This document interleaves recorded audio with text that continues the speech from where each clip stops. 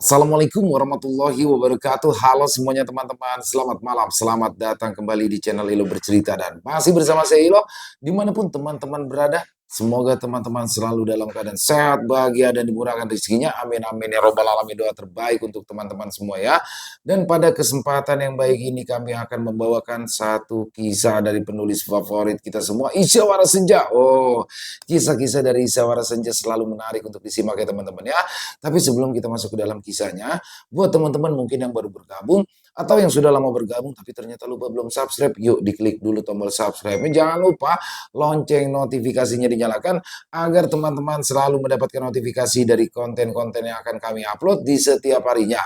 Dan untuk channel Ilo Bercerita, kami upload setiap hari ya teman-teman ya. Setiap malam jam 9 malam waktu Indonesia bagian Barat. Gak pakai berlama-lama lagi, pasti udah gak sabaran kan untuk masuk ke dalam kisahnya. Kita langsung saja masuk ke dalam kisahnya. Kita berangkat ke Jawa Tengah.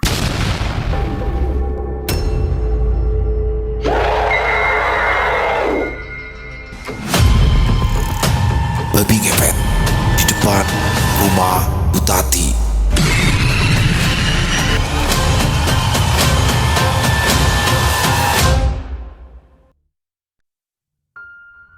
Di depan sebuah rumah bercat hijau dengan pagar kayu yang sudah mulai lapuk, tiga perempuan duduk bersila di atas tikar plastik. Angin sore yang lembab mengibaskan anak rambut mereka sementara obrolan terus berlanjut. Mereka berbicara dengan suara pelan, seolah menyembunyikan rahasia yang tidak ingin didengar oleh siapapun, meski faktanya suara mereka cukup jelas hingga terdengar di jalan kecil di depan rumah itu. Tahu nggak? Kalau Bu Tati itu beli sofa baru loh, ucap seorang perempuan berbadan subur yang bernama Surti. Tadi itu suamiku ketemu dia saat pergi ke kota. Ia mengipaskan tangan ke wajahnya untuk mengusir keras sambil melirik dua temannya. Ya maklum lah mbak, dia kan orang berduit, jadi ya bisa beli ini itu. Beda sama kita. Belum sempat Surti menimpali ucapan temannya itu, sebuah mobil pick up tua melintas pelan di depan mereka. Bak mobil itu terisi dengan sofa berbahan beludru merah marun yang terlihat mencolok di antara debu jalanan yang berterbangan. Kain pelindung plastiknya masih melekat, mengkilap di bawah sinar mentari yang mulai condong ke barat. Perhatian ketiga perempuan itu langsung terarah pada mobil tersebut. Pandangan mereka mengikuti pick up yang berhenti tepat di depan rumah Butati. Rumahnya terlihat lebih bersih dan terawat dibandingkan rumah-rumah lain di gang tersebut, dengan cat tembok berwarna krem yang masih baru dan pagar besi hitam mengkilap. Dua orang lelaki turun dari bak pick up, membuka tali pengaman sofa, lalu mulai menurunkan perabotan tersebut. Pintu depan rumah Butati terbuka lebar. Seorang perempuan bertubuh kecil dengan baju daster motif bunga-bunga berdiri di ambang pintu. Dia adalah Butati yang terlihat sibuk memberikan instruksi kepada para pekerja. Tuh, lihat tuh. Surti mencondongkan tubuhnya ke depan, matanya tak berkedip memandangi sofa yang sedang diangkat masuk ke dalam rumah Butati. Sofanya besar sekali, pasti mahal. Iya, dia memang sering beli barang baru belakangan ini. Setelah Sumi, perempuan bertubuh kurus yang sejak tadi diam. Suaranya terdengar tajam penuh sindiran. Coba deh, kalian ingat-ingat lagi. Bulan lalu dia beli kulkas, TV besar. Sekarang dia beli sofa. Dari mana coba dia bisa dapat uang sebanyak itu? Ketiganya terdiam sejenak. Tatapan mereka masih terpaku pada rumah Butati yang kini terlihat lebih mewah dengan keberadaan sofa itu. Salah satu lelaki melap plastik yang masih menempel di permukaan sofa membuat warna merahnya semakin terlihat mencolok. Bukannya suaminya itu kerjanya jadi sales ya? Gajinya paling berapa sih sales? Palingan cuma cukup buat makan sehari-hari. Lanjut Sumi yang menurunkan nada suaranya, matanya melirik ke kanan kiri memastikan tak ada orang lain yang mendengar. Apa jangan-jangan dia pakai pesugihan ya? Perkataan Sumi membuat Marni dan Surti saling pandang. Wajah mereka menunjukkan campuran antara rasa penasaran dan ketakutan. Pesugihan? Yang benar toh mbak, bisik Marni. Tapi kalau dipikir-pikir memang aneh sih. Mas Topik itu loh, suaminya itu kan cuma sales biasa. Mana mungkin beli barang semewah itu?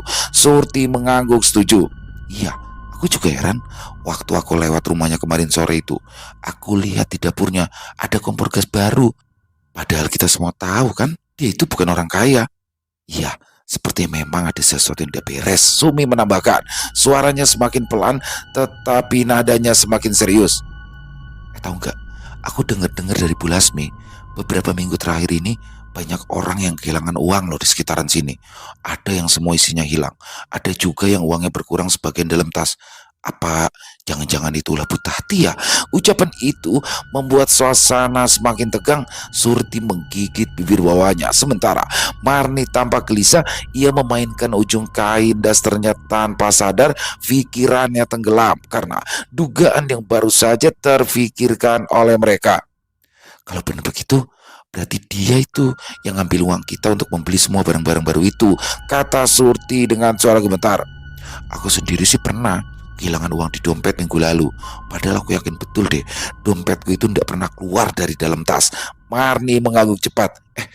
Iya, aku juga tuh mbak. Uangku itu hilang 100.000.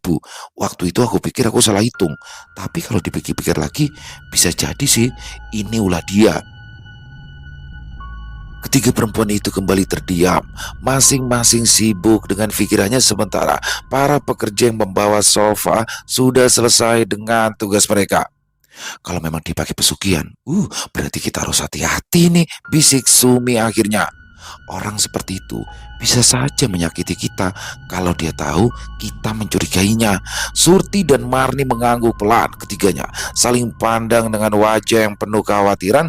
Angin sore bertiup lagi, mengangkat debu di jalanan dan membawa suasana yang semakin suram.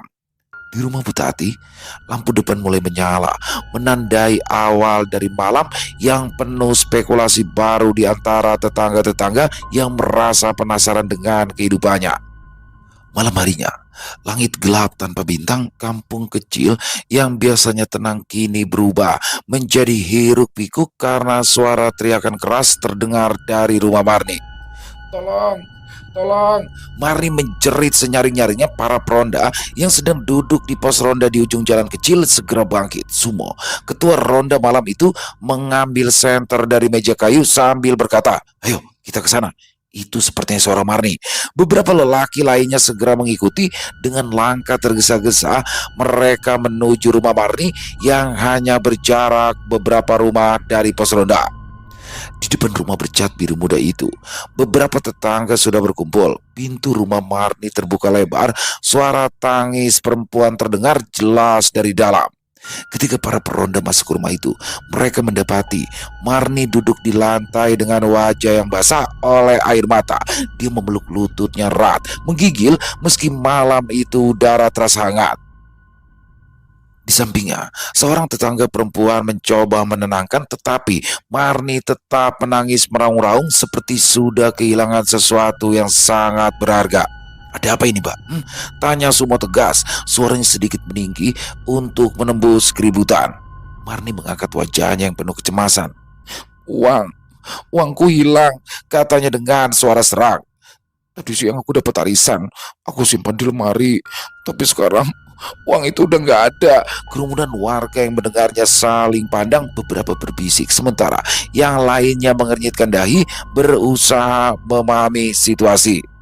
"Loh, kenapa kamu baru tahu kalau uang itu hilang malam-malam begini?" tanya semua lagi. Marni menelan ludah, suaranya sedikit gemetar saat ia mulai bercerita. "Aku tadi udah mau tidur, tapi tiba-tiba aku dengar suara aneh, seperti dengusan binatang besar." Katanya, ia mengarahkan telunjuknya ke dinding kayu di sebelah kamar tidur. "Lalu, ada suara aneh seperti ada sesuatu yang nyeret-nyeret tubuhnya di sepanjang dinding. Aku langsung bangun dan ingat uang arisan yang aku simpen di lemari." Marni berhenti sejenak, menarik nafas sebelum melanjutkan. "Aku ngecek lemari, dan ternyata benar, uangku sudah tidak ada." Warga yang mendengar penjelasan itu mulai ribut. Beberapa orang berbisik tentang kejadian aneh yang belakangan ini sering terdengar. Sebagian ada yang mengingat hilangnya uang milik mereka, sementara beberapa lainnya mulai menyebut-nyebut tentang babi ngepet, makhluk mistis yang sering dikait-kaitkan dengan kehilangan uang secara misterius. Semua menyoroti dinding rumah Marni dengan senternya. Tidak ada tanda-tanda kerusakan, tetapi di berbagai tempat terlihat bekas lecet, seperti ada sesuatu yang berat pernah bergesekan dengan kayu itu. Dengusan binatang, kata kamu? Tanya Sumo memastikan. Marni mengangguk sambil menyeka air matanya. Iya, suaranya besar dan seperti berasal dari sisi luar dinding itu. Sumo melirik para peronda lainnya, mencoba mencari tahu apakah mereka mendengar suara serupa saat berada di pos ronda, tetapi semuanya menggeleng. Lemarinya di mana? Tanya salah seorang peronda yang berdiri di belakang Sumo. Di kamar, jawab Marni sambil menunjuk ke dalam rumah. Dia berdiri dengan gemetar, mengajak mereka masuk ke kamarnya. Kamarnya kecil, hanya cukup untuk sebuah tempat tidur, lemari pakaian, dan meja rias sederhana. Lemari kayu yang dimaksud berdiri di sudut ruangan. Pintunya sedikit terbuka. Semua mendekat, membuka pintu lemari itu lebar-lebar. Di dalamnya kosong, hanya beberapa pakaian yang tergantung dan satu kotak plastik kecil di rak bawah. Tidak ada tanda-tanda uang arisan yang disebutkan Marni. Jumlahnya berapa? Tanya Sumo sambil memeriksa bagian dalam lemari dengan senter. 10 juta. Aku susun dengan rapi, lalu ditaruh di kotak, jawab Marni. Ia menunjuk kotak plastik kecil di rak bawah tumpukan baju. Sumo mengangkat kotak tersebut, lalu membukanya. Kosong. Wajahnya serius. Ia lalu menoleh ke arah Marni. Kamu yakin tidak ada yang masuk ke rumah ini tadi siang ataupun sore? Marni menggeleng cepat, tangannya mengusap air matanya. Pintu depan selalu aku kunci, cuma aku sama anakku yang ada di rumah.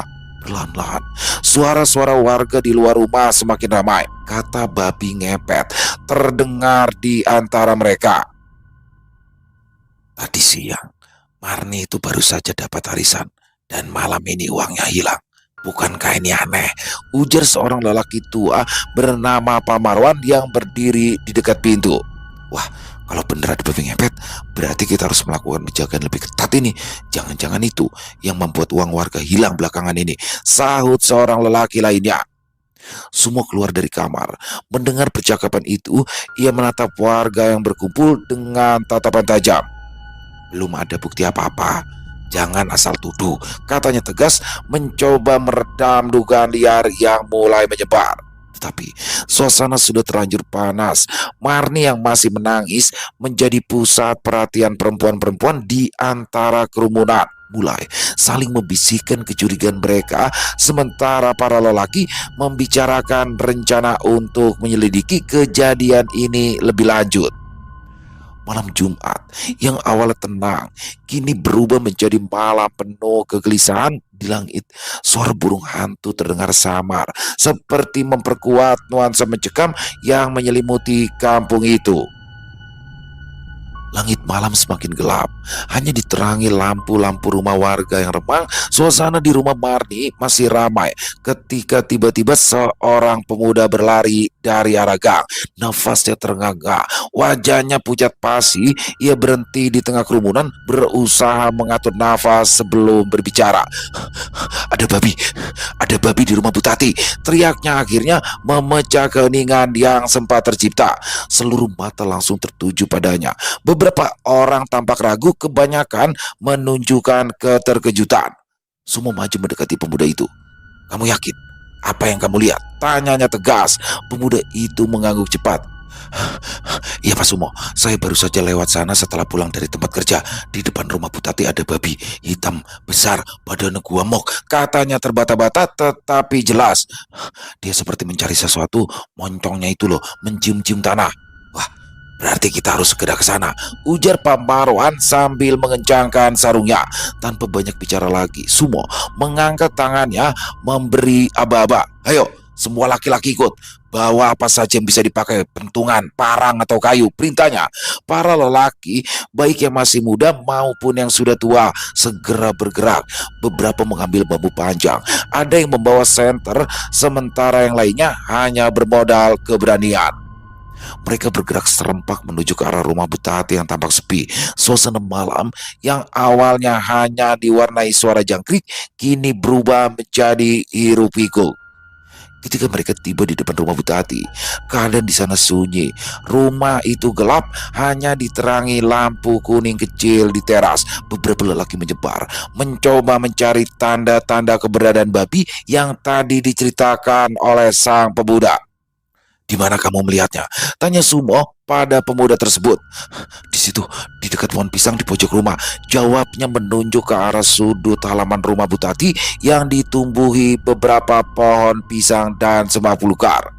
Salah seorang warga yang membawa senter mengarahkan cahaya senter ke arah yang ditunjukkan. Pada awalnya tidak ada apa-apa, hanya dedaunan yang bergerak pelan diterpa angin, tetapi tiba-tiba saja terdengar suara berderak dari balik semak-semak. Semua orang langsung terdiam menahan nafas. "Di sana," seru salah seorang lelaki muda menunjuk ke arah gerakan di balik semak. Benar saja, seekor babi hitam besar muncul dari balik semak. Tubuhnya berkilau di bawah sinar lampu dan senter seolah dilapisi minyak. Matanya merah menyala, menatap langsung ke arah kerumunan. Moncongnya panjang dan setiap kali dia mengendus, suara nafasnya terdengar berat seperti dengusan. Warga terkejut, tetapi tidak ada yang mundur. "Kejar!" seru Sumo sambil melangkah maju dengan kayu panjang di tangan.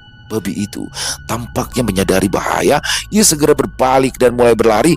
Warga dengan cepat mengepung halaman rumah Tati, mencoba menghalangi jalan keluarnya. Tetapi babi itu ternyata lebih gesit daripada yang mereka duga. Tubuhnya besar, tetapi gerakannya lincah dengan mudah. Dia melompati pagar rendah dan masuk ke jalan kecil yang mengarah ke persawahan. "Jangan sampai dia lolos!" teriak Pak Marwan yang suaranya serak karena berlari. Pengejaran pun berlangsung. Warga berlari sejauh yang mereka mampu, meneriakkan berbagai kata-kata untuk memacu semangat satu sama lain. Babi itu terus melesat dengan kecepatan yang tidak wajar. Beberapa kali warga mencoba memojokkannya di sudut jalan atau memukulnya dengan bambu, tetapi selalu gagal. Hewan liar itu seolah tahu kemana harus berlari, memilih jalan yang sempit dan sulit diikuti. Di sebuah tikungan yang gelap, sosoknya tiba-tiba saja menghilang. Warga yang mengejar terhenti, kelelahan dan juga bingung. Mereka menyisir area tersebut, tetapi tidak menemukan jejak apapun. Tidak ada suara dengusan, tidak ada bekas kaki, seolah hewan itu lenyap begitu saja. "Dia menghilang," ujar salah seorang lelaki muda masih ternganga. "Tidak mungkin, hewan sebesar itu tidak bisa menghilang begitu saja," balas Sumo sambil menyapu area dengan cahaya senternya. Tetapi memang tidak ada apa-apa, hanya sawah gelap di depan mereka dan pohon-pohon pisang di kejauhan. Pak Marwan yang berdiri tak jauh dari situ menggeleng pelan. "Kalau benar ini babi ngepet, dia pasti sudah berubah kembali ke wujud manusianya," katanya lirih tetapi cukup keras untuk didengar oleh warga lain. Perkataan itu membuat suasana semakin tegang.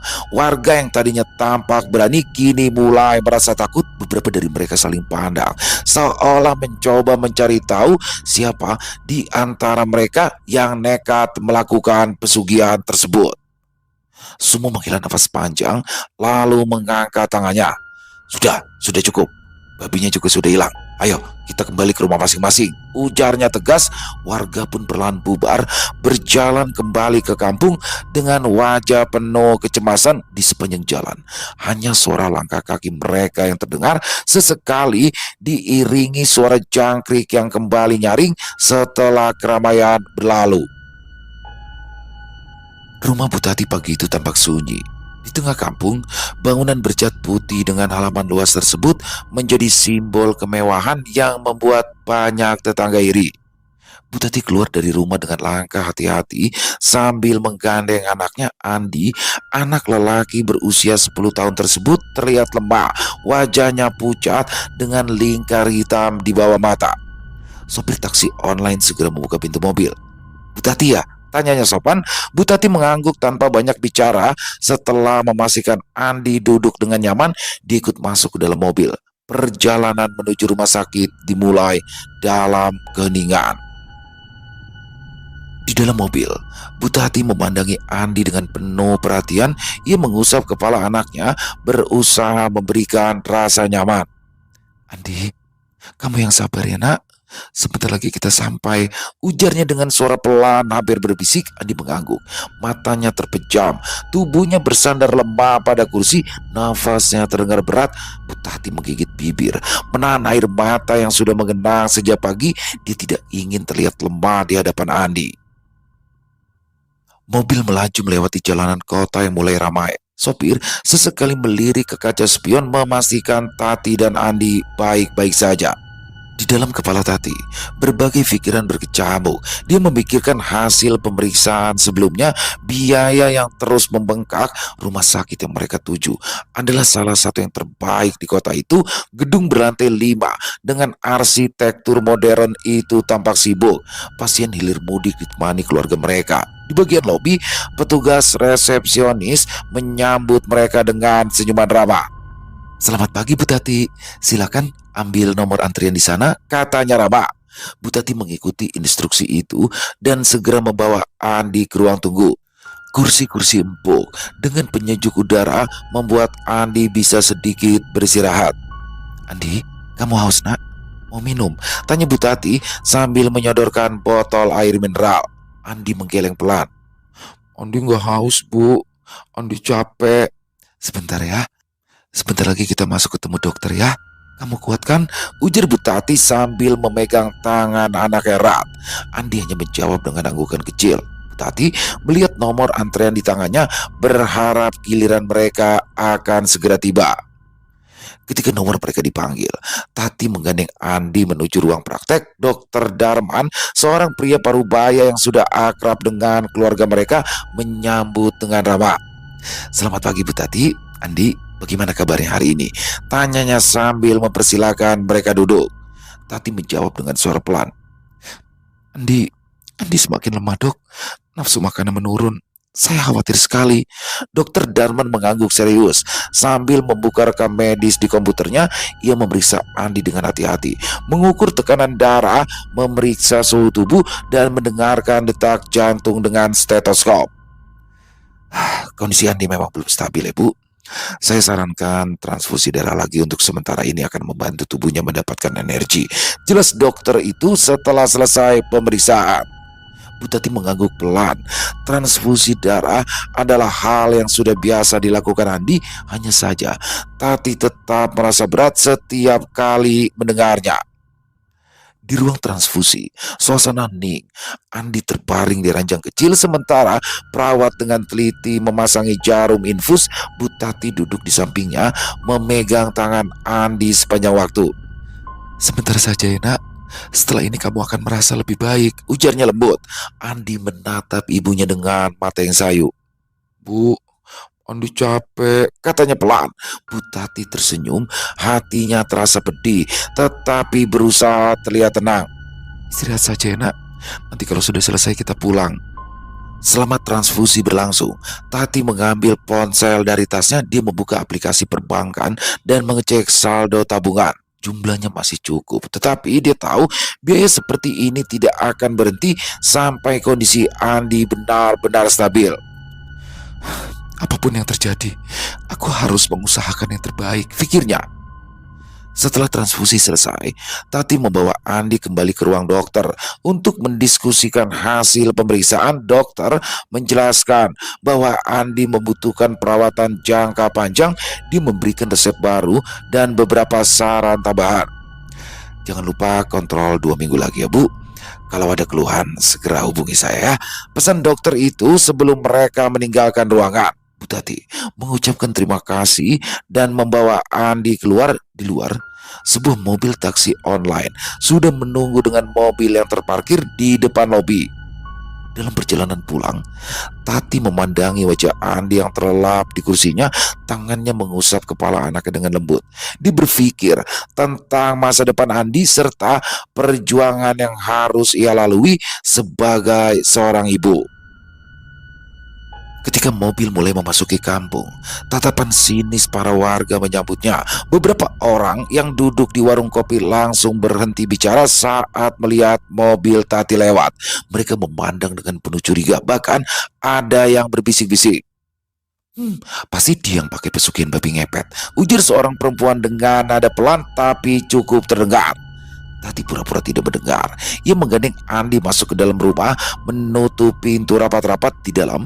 Dia membantu Andi duduk di sofa besar yang ada di ruang keluarga. "Tidur dulu ya nak, ibu buatkan jus," katanya sambil membelai lembut kepala Andi. Andi mengangguk lemah, lalu memejamkan mata. Tati berjalan ke arah dapur dengan langkah yang berat. Dia berhenti sejenak, menutup wajah dengan kedua tangannya. Tangis yang sejak tadi ia tahan akhirnya tumpah. Lalu Tati segera menghapus air matanya, kembali menyiapkan jus untuk Andi karena ia tahu anaknya membutuhkan kekuatannya lebih dari apapun. Malam kembali datang, tetapi aktivitas warga di warung kopi dekat pos ronda masih ramai. Asap rokok mengepul, bercampur dengan aroma kopi hitam yang kental. Beberapa lelaki duduk di bangku kayu panjang, berbincang dengan nada yang rendah. Sesekali mereka melirik ke arah rumah milik Butati yang berdiri mencolok di antara rumah-rumah sederhana di sekitarnya.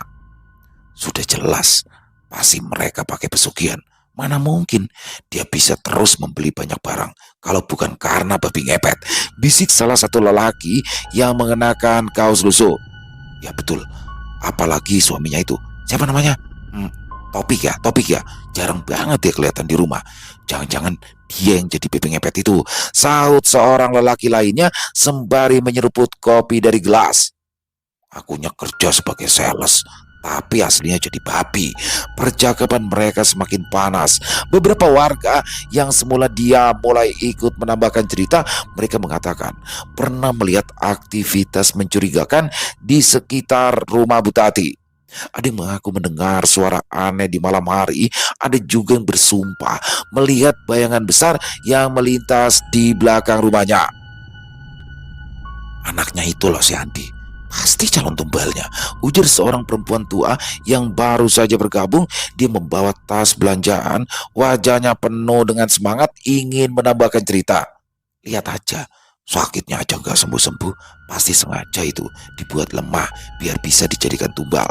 Sementara para perempuan yang pagi-pagi sudah berkumpul di depan rumah salah satu tetangga juga tidak mau kalah. Mereka berbicara dengan nada rendah tetapi cukup nyaring untuk menarik perhatian siapa saja yang lewat.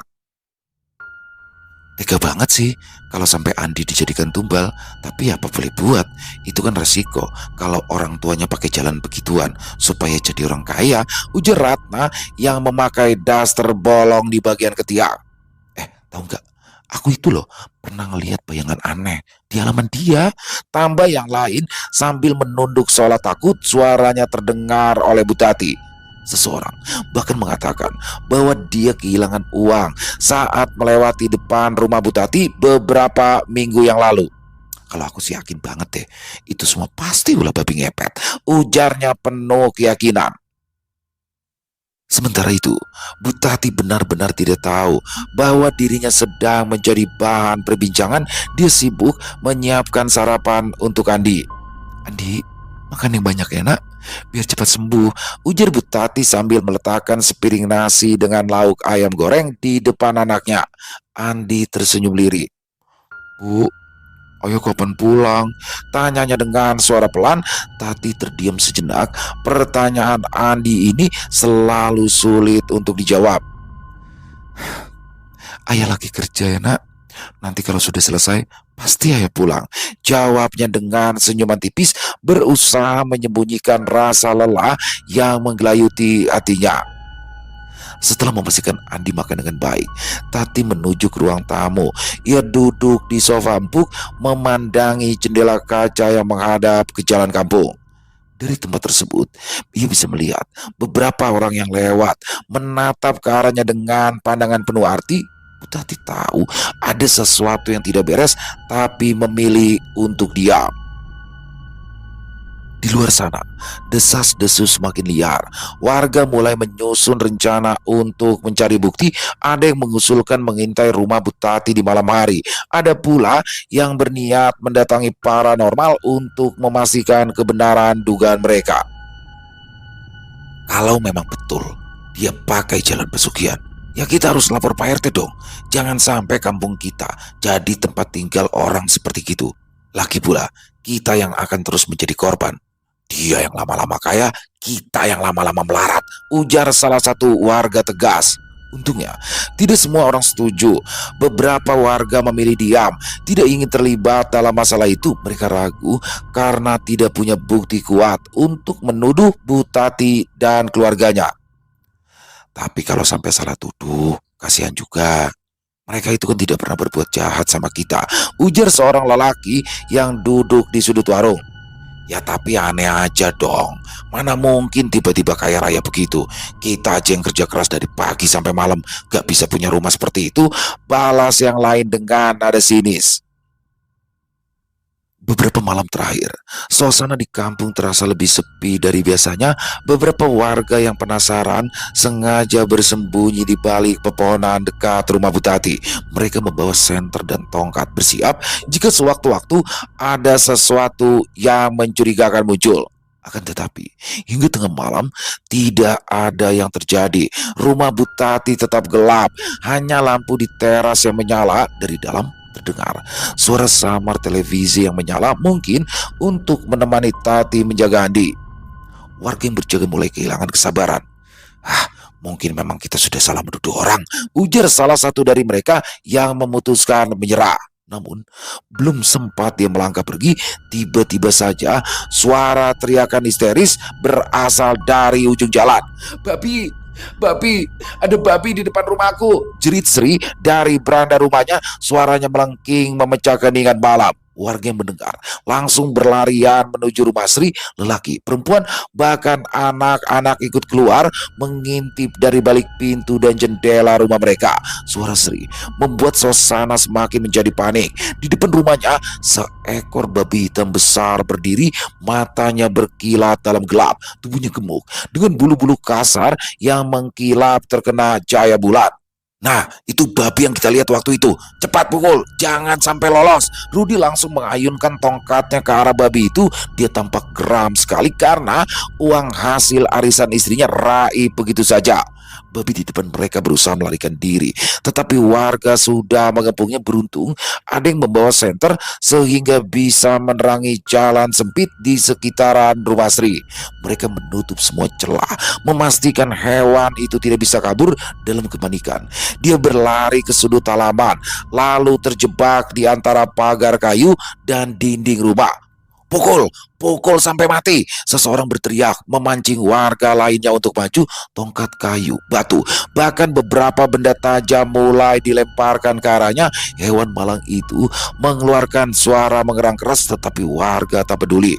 Mereka terus memukulinya tanpa henti hingga tubuhnya lemas, lalu akhirnya terkapar. Bau amis darah bercampur dengan aroma tanah basah malam itu. Sudah mati ya? Tanya seseorang dengan suara parau. Sumo maju, mengamati tubuh babi yang sudah tidak bergerak. Mati, sudah selesai, ujarnya sambil menyeka keringat di dahinya. Tetapi tidak ada rasa lega di wajah warga. Sebaliknya, kemarahan mereka justru semakin membara. Mereka mulai menghubung-hubungkan kemunculan babi itu dengan rumor yang selama ini beredar. Jangan langsung dikubur, kita tunggu aja sampai pemiliknya datang, gumam Marni penuh kebencian. Maksudmu apa? Rudi bertanya gusar. Dia kesal karena Marni ternyata ikut keluar sedangkan hari sudah larut malam. Kalau ini memang benar babi ngepet, badannya pasti berubah menjadi manusia. Keluarganya juga pasti akan datang menjemput mayatnya, sahut Pak Sumo sambil terus mengamati hewan yang sudah tak bernyawa itu. Perdebatan pun terjadi. Sebagian warga justru panik kalau sampai babi itu berubah menjadi mayat manusia, salah-salah mereka akan dituduh sebagai pelaku pengeroyokan. Setelah cukup lama ribut, mereka akhirnya sepakat untuk langsung membakar babi itu, kemudian mengusir keluarga Taufik agar tidak diam di desa mereka lagi. Loh, Kita itu tidak punya bukti loh untuk usir mereka. Keluh Rudi. Pak Marno menatap Rudi jengkel. Bukti? Bukti apa lagi yang kita perlukan?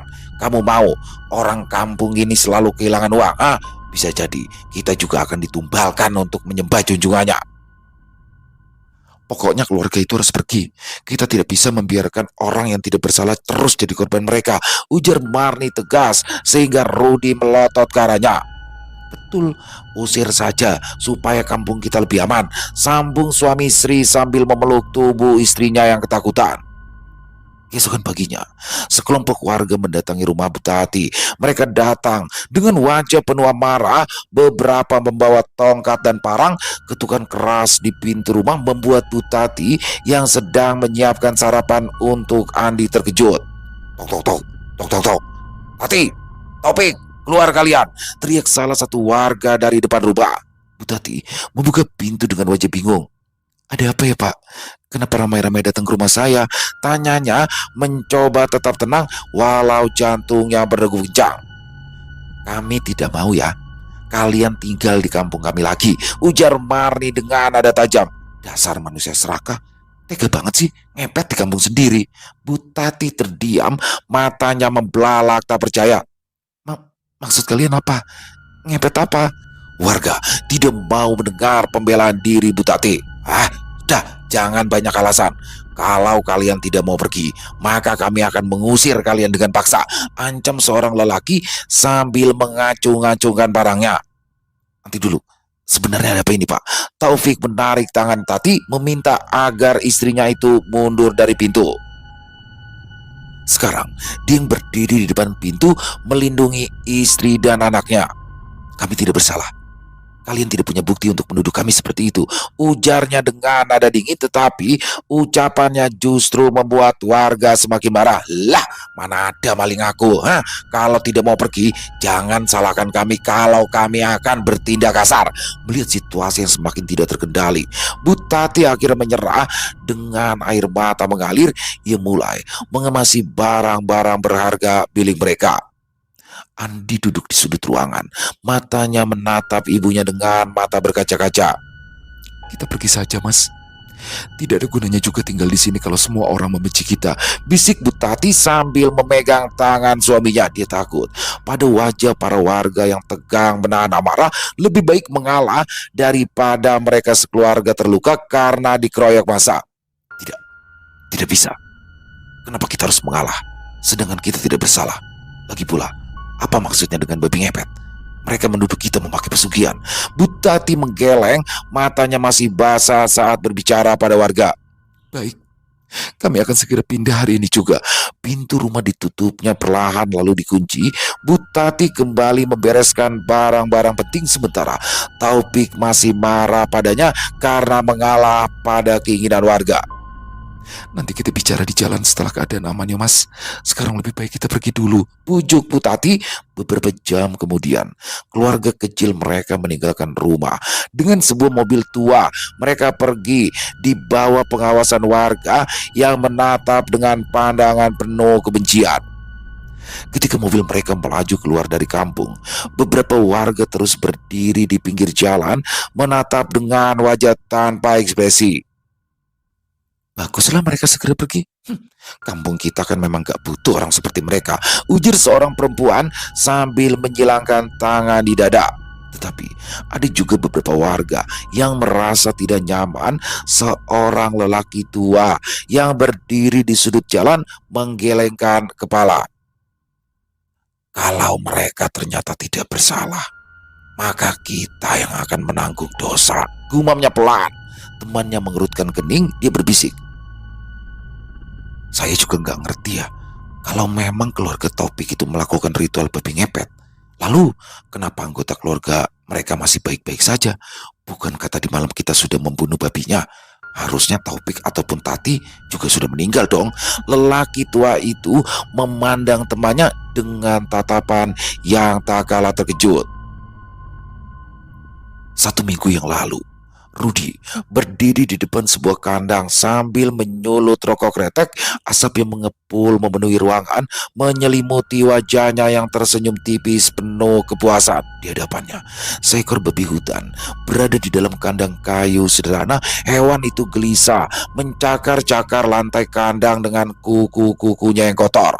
Mata Rudi berkilat saat mengembuskan asap terakhir rokoknya, lalu mematikan puntungnya di asbak kaleng yang sudah penuh abu. Sudah waktunya, gumamnya pelan sambil menatap babi itu dengan senyuman licik. Rudi tahu dia tak bisa bertindak sembarangan untuk menjatuhkan Tati dan suaminya Taufik. Sudah bertahun-tahun dia menyimpan dendam pada Tati, perempuan yang dulu pernah dia lamar tapi memilih menikahi lelaki lain. Dendam tersebut ternyata membakar hatinya, mendorongnya untuk merancang rencana yang sempurna demi bisa membuat kehidupan Tati berantakan. Beberapa bulan yang lalu, istrinya bercerita tentang kabar anak Tati yang sakit-sakitan. Ide cemerlang muncul seperti kilatan petir, terlebih lagi ketika dia mendengar Tati membeli banyak barang-barang baru untuk mengisi rumahnya. Dia langsung segera menghubungi seorang pemburu di desa tetangga dan membeli seekor babi hutan. Setelah itu, gosip tentang pesugihan babi ngepet mulai disebarkan secara perlahan. Kamu tahu kan, kalau pesugihan itu biasanya butuh tumbal, anak yang sakit-sakitan itu pasti adalah tanda-tandanya, bisik kepada Sri ketika mereka bertemu di warung. Sri ternganga mendengar cerita Rudi sehingga tidak menyadari dompetnya dicuri lelaki itu. Rudi tidak berhenti di situ saja. Begitu tahu Marni mendapat arisan, Rudi pun mengambil amplop coklat berisi uang arisan yang disimpan Marni dalam kotak di lemari. Semuanya berhasil diambil tanpa menimbulkan kecurigaan Marni.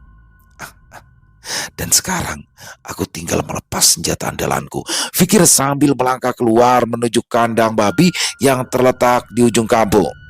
Dalam gelap malam, Rudi membuka pintu kandang, menarik babi itu keluar. Hewan itu meronta dengan keras, tetapi cengkraman tangan Rudi lebih kuat. Ia mengikatkan tali di leher babi itu, menyeretnya menuju jalan setapak yang menuju ke dekat rumah Tati. Pergi, ujar sambil melepaskan tali dan menendang babi itu ke arah halaman depan rumah Tati. Babi itu berlari dalam gelap, menghilang di balik pagar. Rudi tersenyum puas, lalu bergegas pulang sebelum ada yang melihatnya. Di pagi harinya, gosip semakin panas. Warga ribut membicarakan penemuan babi di malam sebelumnya. Melihat kerumunan warga yang ribut di depan rumah Tati, Rudi hanya tersenyum kecil dari kejauhan. Rasakan itu Tati, gumamnya sambil memasukkan kedua tangan ke saku celana. Wajah Rudi tampak murung hari itu. Dia berbicara dengan nada sedih. Apa kita tidak berlebihan ya, sampai harus mengusir Tati sekeluarga? Pak Sumo menepuk bahu lelaki yang sering menjadi paternya menjaga ronda itu. Jangan terlalu baik, Rud. Sudah jelas mereka sudah bersalah, bahkan mencuri uang arisan istrimu. Tapi kamu masih saja memikirkan mereka. Pak Sumo mengalihkan pandangan ke arah mobil keluarga Taufik yang melaju pelan keluar dari kampung, meninggalkan debu yang berterbangan. Selesai sudah, ujarnya pelan. Ia menyulut rokoknya lagi, puas melihat wajah-wajah marah warga yang merasa telah melakukan kebaikan. Ya sudah, aku mau kerja lagi, Pak, ujar Rudi berpamitan. Punggungnya sedikit membungkuk, membuat temannya kembali berkomentar betapa baiknya hati Rudi. Siang itu, setelah menyelesaikan pekerjaannya di bengkel, Rudi memutuskan untuk bersantai. Ia menghidupkan motor bebek tua yang mesinnya meraung keras setiap kali dinyalakan. Dengan santai, ia melaju di jalan desa yang berbatu, melintasi sawah-sawah yang hijau. Akhirnya aku bisa tenang, katanya sambil mengingat wajah Tati yang dipenuhi kesedihan. Bayangan tersebut membuat tawanya pecah. Tangannya merogoh saku baju, mengambil handphone yang tersimpan di sana. Rudi ingin mengambil uang yang dicurinya dari Marni yang dititipkannya kepada Sri, selingkuhannya selama ini. Motornya berbelok di tikungan tajam dekat jalan raya. Mendadak muncul sebuah truk besar yang muncul dari arah berlawanan. Sopir truk membunyikan klakson panjang, tetapi Rudi tak sempat menghindar. Bunyi tabrakan keras terdengar memekakan telinga. Motor Rudi terpental sejauh-jauhnya. Tubuhnya terempas keras ke aspal. Darah mengalir deras dari kepala, membasahi jalan aspal yang panas. Tubuhnya tergeletak tak bergerak. Matanya terbelalak kosong menatap langit biru. Berita kematian Rudi menyebar dengan cepat. Warga yang mendengar langsung bergegas menuju lokasi kecelakaan. Mereka menemukan tubuh Rudi yang sudah tidak bernyawa dengan motor tuanya yang hancur berantakan di pinggir jalan. Selesai. Oh, luar biasa kisah dari Isyawara Senja. Kan plot twist kan. Rudi, ternyata Rudi nih di sini nih. Rudi ini udah berkali-kali berarti ya kesalahan yang pertama. Dia merasa dendam kepada Tati karena dulu ternyata cintanya ditolak sama Tati. Yang kedua, ternyata dia berselingkuh dengan Sri, yang mana dia mencuri uang istrinya sendiri, lalu uangnya diserahkan kepada Sri sebagai selingkuhannya. Udah 3 kesalahannya, dan yang selanjutnya dia memfitnah Tati bahwa Tati melakukan pesugihan babi ngepet, padahal itu semua nonsen bohong. Babinya dia yang siapin, dilepasin di dekat rumahnya Tati. Pokoknya sandiwaranya ngeselin banget. Terus di depan warga dia pura-pura, apa nggak terlalu berlebihan nih, Tati sampai diusir dari kampung sini, kan ngeselin banget ya. Ya apa yang dia terima itu udah cukup kayaknya ya. Mungkin kayaknya masih pengen lagi gitu ya. Dan itulah, karma akan selalu mencari jalannya sendiri teman-teman. Dan semoga Tati suami dan anaknya bisa selalu sehat, karena anaknya kan sedang sakit ya. Di sini bukannya dibantuin sebagai tetangga, malah digituin. Dan yang begitulah teman-teman ya, kita ini jangan terlalu cepat termakan oleh gosip di sekitaran lingkungan. Dipastikan dulu kebenarannya dengan kepala dingin, diperhatikan dulu, diselesaikan baik-baik, barulah nanti akan ada kebaikan yang timbul dari situ. Overall kisahnya keren banget. Terima kasih Mbak Isyawara Senja atas kisahnya yang luar biasa. Ditunggu lagi kisah-kisah selanjutnya, dan semoga kisah barusan bisa menghibur teman-teman semua para pecinta penikmat horor misteri, lebih khususnya lagi kepada para subscriber dari channel Ilo Bercerita. Dan buat teman-teman yang mungkin punya pendapat lain ya, yang mungkin punya komentar lain tentang kisah barusan, bisa menuliskan di dalam kolom komentar, ataupun hanya sekedar saling menyapa. Insya Allah kami akan menjawabnya satu persatu. Buat teman-teman yang suka dengan videonya, bisa diklik tombol like-nya, tombol jempolnya, boleh juga dibantu di-share ya link videonya ini ke teman-teman yang lain, agar juga ikut merasa terhibur. Buat teman-teman mungkin yang belum subscribe, yuk diklik dulu tombol subscribe-nya. Jangan lupa lonceng notifikasinya dinyalakan, agar teman-teman selalu mendapatkan notifikasi dari konten-konten yang akan kami upload di setiap harinya. Dan buat teman-teman yang mungkin belum subscribe, ayo dong diklik dulu tombol subscribe-nya. Jangan lupa lonceng notifikasinya dinyalakan, agar teman-teman selalu mendapatkan notifikasi dari konten-konten yang akan kami upload selanjutnya. Dan kami juga ingin mengucapkan terima kasih kepada seluruh teman-teman yang sudah selalu setia hadir, yang sudah selalu mendukung kami, karena teman-temanlah kami selalu bersemangat berkarya di setiap harinya. Buat teman-teman yang punya cerita horor misteri, silakan apabila mungkin berkenan dibawakan di channel kami, bisa mengirimkannya ke nomor telepon kami yang ada di sini, bebas. Kirimannya boleh dalam bentuk tulisan, boleh dalam bentuk suara, pokoknya senyamannya teman-teman aja. Bisa dikirimkan langsung ke nomor WhatsApp kami ya teman-teman ya. Dan buat teman-teman yang sudah mengirimkan kisah, kami ucapkan terima kasih. Di akhir kata, saya Ilo mengucapkan permohonan maaf apabila mungkin dalam pembawaan kisahnya barusan ada kata-kata saya yang salah, ataupun ada kata-kata saya mungkin yang kurang berkenan. Saya mohon dibukakan pintu maaf yang seluas-luasnya. Sampai berjumpa lagi di konten-konten kami selanjutnya, yang pasti tidak kalah serunya, yang pasti tidak kalah horornya. Masih bersama saya Ilo di channel Ilo Bercerita. Salam sehat, sukses selalu untuk kita semua. Wassalamualaikum warahmatullahi wabarakatuh.